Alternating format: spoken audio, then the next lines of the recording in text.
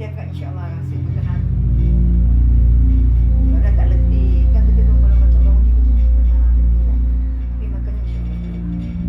Dia energy lah. Jadi kita makan ni kan dia akan nanti kita tak boleh dah ada serap turun. Kita punya Dah cari. tak cair. Okay, minum air tu air.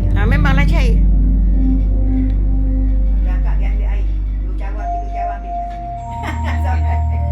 Nak air lagi tak? Saya tekan. Ya.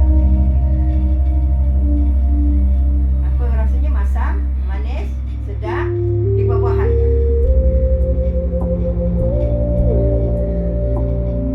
Dia ada masalah apa? Masalah.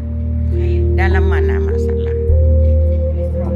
Kolesterol yang penyakit hospital dah tinggi kolesterol lah. Kalau kolesterol tu dia dua, ada kolesterol baik dengan jahat. Yang bahaya jahat. Dah besok je. Yang kena stroke tu, yang masalah ada jahat. Apa selain tu? Selain itu betul. Saraf-saraf semua. Masalah saraf. Ha. Okey. Naik tangga boleh kan?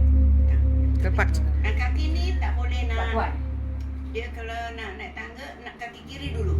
Ini macam tarik je. Ha.